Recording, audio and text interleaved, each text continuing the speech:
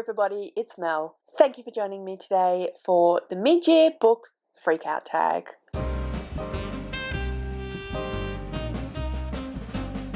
I feel like everybody probably knows what the mid-year book Freakout tag is because it is pretty much a staple of booktube. It's been around for God knows how long, and it's kind of one of those things that everybody does in the middle of the year to talk about how your year's going, how your reading's going, all of that sort of thing. I will put the original creators down in the description below, along with Gavin, who has added a few questions of his own. So the original creators, well, one of them is not a booktuber anymore. The other one is a booktuber, and that is Ellie from El Grey Books, so she will be linked down below, and like I said, along with Gavin.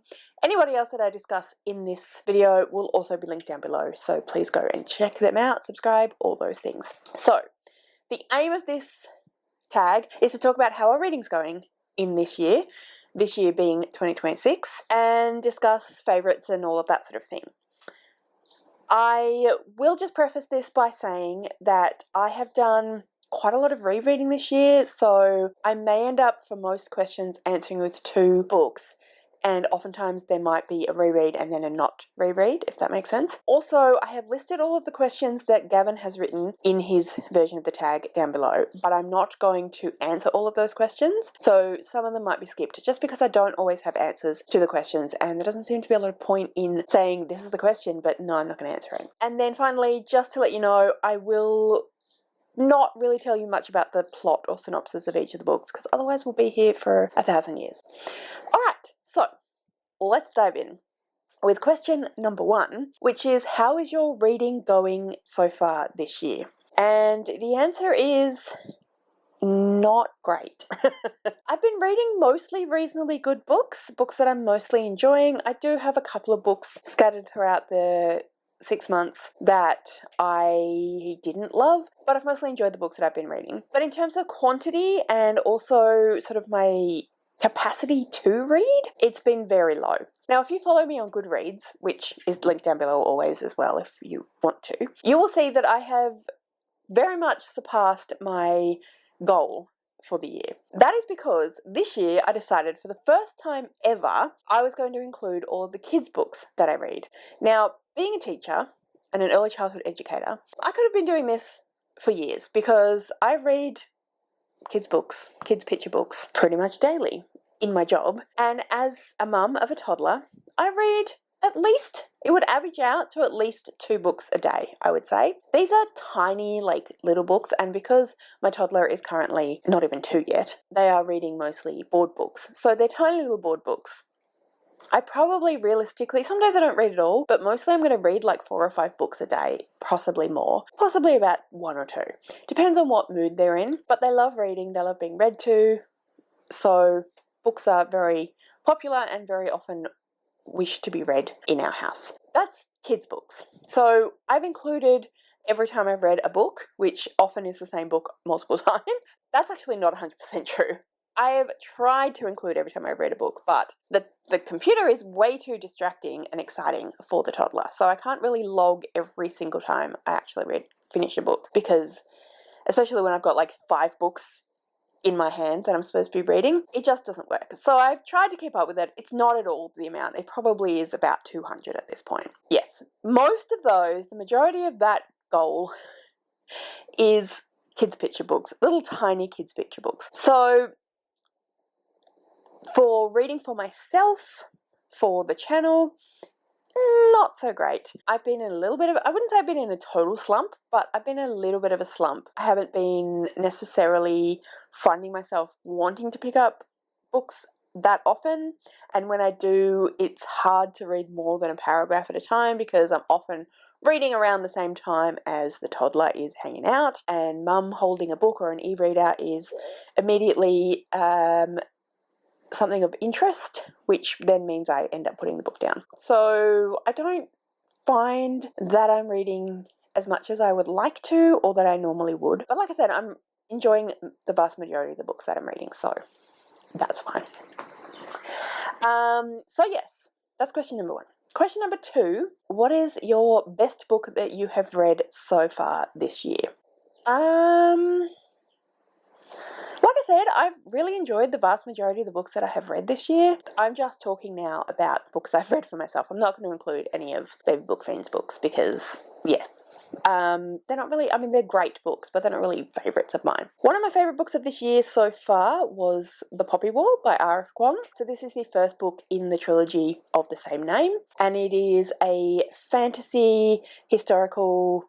It's fantasy based on historical events, but it's still a fantasy in a fantasy world. It's grimdark fantasy, incredibly well written, nuanced, amazing world building, great characters. R.F. Kuang is an incredible author. This was her debut, which is just mind-blowing. One of my favourite authors of all time at this point, and I thoroughly enjoyed The Poppy War. So The Poppy War definitely has to be one of my top books of the year.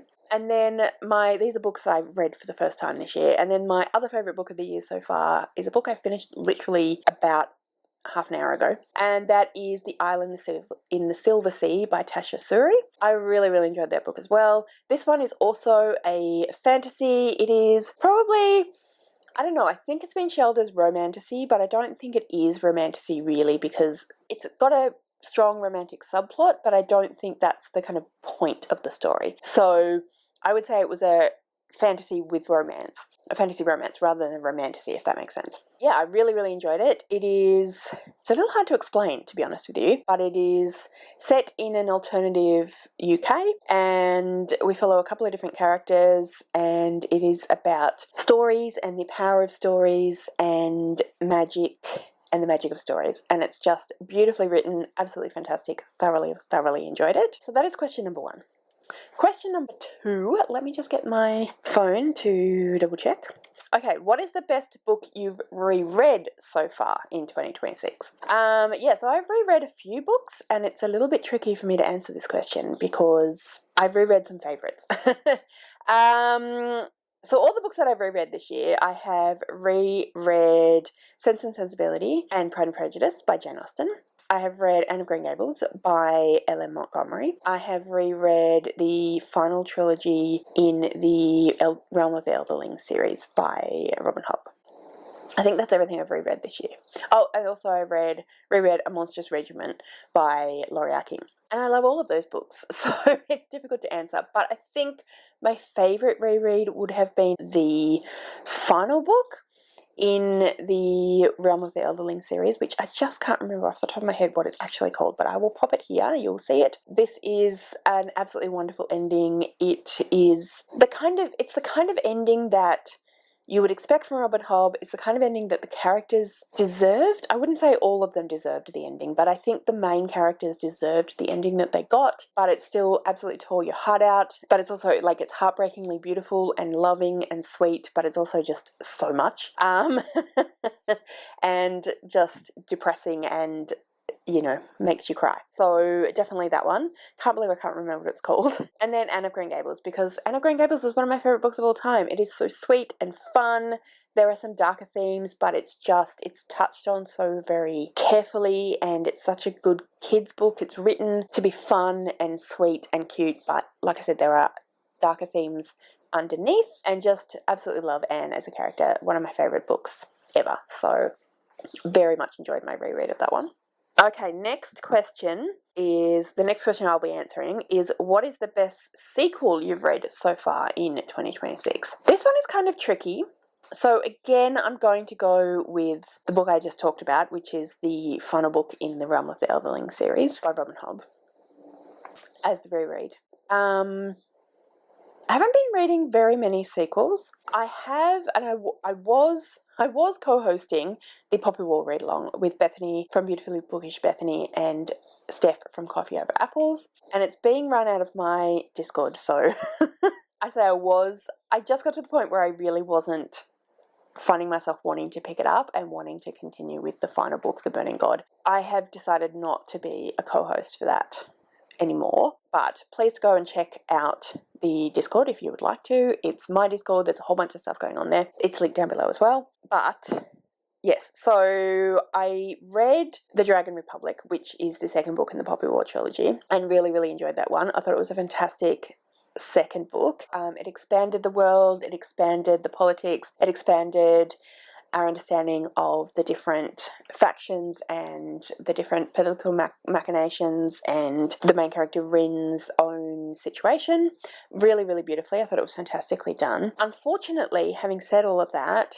I was finding the series just a little bit hard to really concentrate on. Like I said, my concentration for reading hasn't been great, and so I'm finding those bigger, epic, thick fantasies a little bit hard, and it's not because they're not great necessarily, it's just recently I've just found myself struggling to keep up with what's going on in the book. So I finished the Dragon Republic and I did enjoy it, but I probably didn't enjoy it as much as it potentially deserved, and I could have enjoyed it if I'd been more in the right frame of mind. And then the Burning God, I just wasn't really vibing because of all of those things, so I have decided to put that aside. I will come back to it at some point, but I definitely have to say that the Dragon Republic is an amazing sequel. It's my favourite sequel so far, but like I said, I haven't read that many sequels, so I don't know if you'd really necessarily count that as a favourite if you haven't read many. Does that make sense? But anyway, it was amazing, so. Okay, next question is, what is a new release you haven't read yet but want to? The first one that springs to mind is a book that is going to appear for a later question as well, and that is Cleopatra by Sarah L. Arifi. So this is a retelling of the story of Cleopatra, who was for a time, the Queen of Egypt. That's about all I know of it. I really enjoyed Sarah L. Arifi's, what was it called? I really enjoyed another series by Sarah L. Arifi, just can't remember what it's called for the moment. Did I mention brain not working that well? Anyhow, so I'm anticipating that I really enjoyed this one. I've heard good things. What's some other books that have come out recently that I am anticipating that I haven't read yet? I've been hearing great things about This Kingdom Will Not Kill You by Ilona Andrews. I've heard great things about Ilona Andrews for a long time now, but I'm a bit intimidated by this Side Changeling series, partly because urban fantasy and shifter romances aren't necessarily that much my thing, but also it's a huge series and I feel a little bit intimidated by the size of the series. This one, however, is the first in a new series and I've heard amazing things about it, so I think it'll be interesting to read it and try Ilona Andrews and see what I think of her as an author. So yeah, I'll say those two.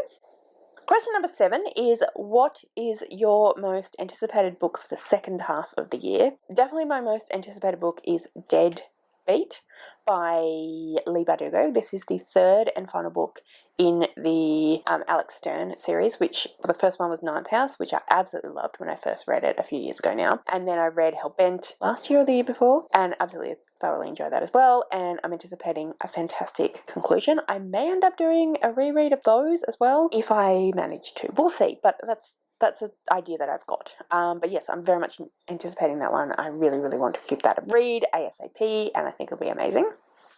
And then I also, now again, I can't remember the name of it, but I'm also very much anticipating another book by Jennifer Saint that is coming out sometime in the later half of this year. And that is retelling of the love story between Ares and Aphrodite, yeah, which will be really interesting. I love Jennifer Saint's writing style, so I'm anticipating reading that one. And then I think Heartstopper Volume 6 is coming out sometime at the end of the year, which I'm very much anticipating as well, because I love Heartstopper. It's fantastic.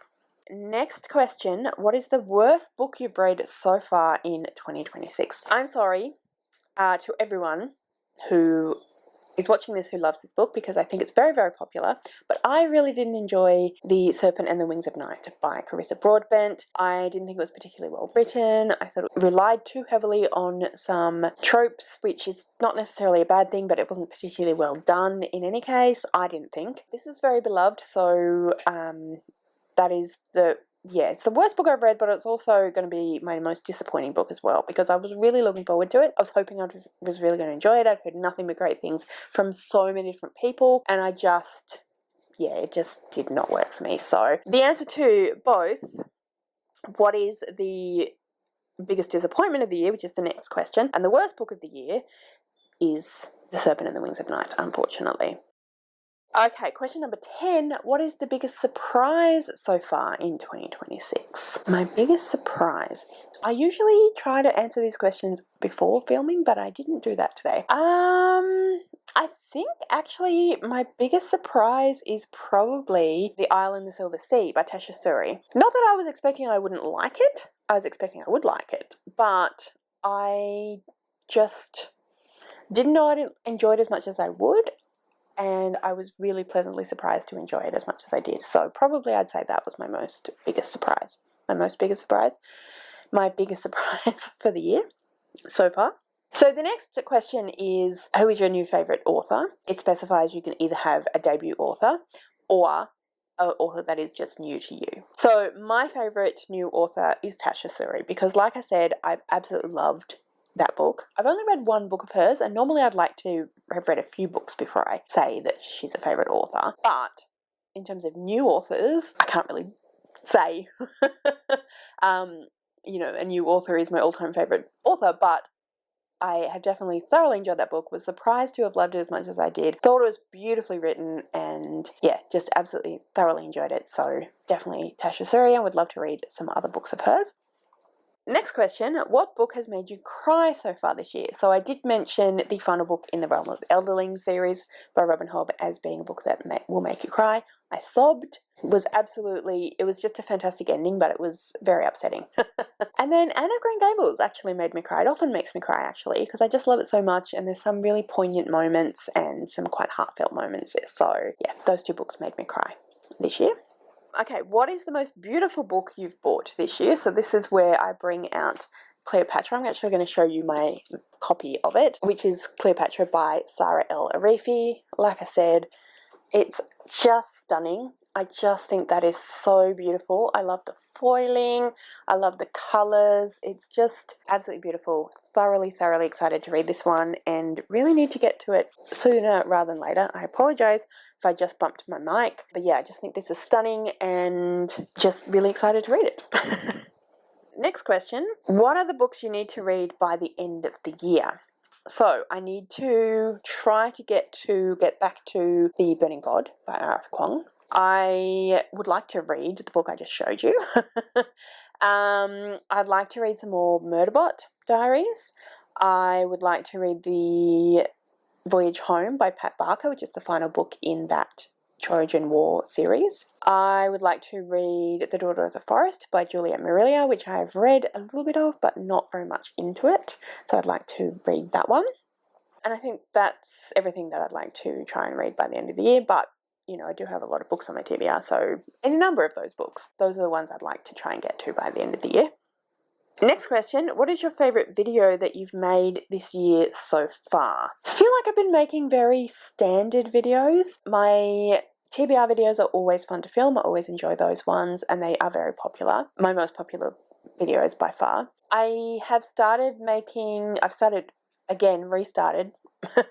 come back to making the series of top 10 favourite books in particular genres, which I enjoy making. I always love putting out my vlogs where I read other booktubers' favourite books, so I did Paige from Pages with Paige this year, and I really enjoyed that one. Actually, I did most of it last year, but I put it up this year, so I count that as this year in terms of videos. Yeah, really enjoyed that one. They don't do very, very well, but I like making them, so I kind of figured that's the main thing, really. Yeah, I'd say those ones.